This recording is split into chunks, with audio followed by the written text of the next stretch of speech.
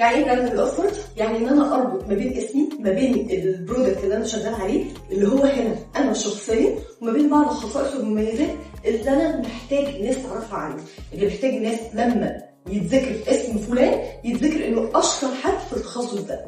متفقين على المسمى، متفقين على التعريف. طيب عشان اعمل براندنج لنفسي ده هيحصل من يوم وليله؟ استحاله. ده محتاج يمشي بروسيس وخطوات كتير قوي.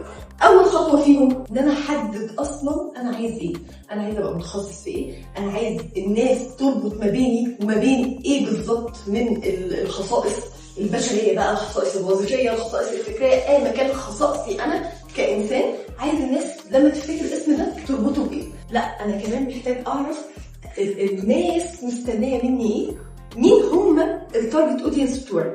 هل كل الناس ينفع يبقوا عملاء ليا؟ لا. العملاء بتوعي هم الكواليتي كلاينتس اللي احنا اتكلمنا عنهم من شويه، اللي عارفين انا مين وبعمل ايه وقادرين يدفعوا في اللي انا بعمله ده ويبقوا مبسوطين وهم بيدفعوا. فدول التارجت اودينس بتوعي في حاجتين، في جزء تارجتنج للاودينس، انا محتاج اعرف مين الاودينس بتوعي، والجزء الثاني انا محتاج اعرف انا مين وهعمل ايه ومحتاج الناس تعرف عني ايه اصلا.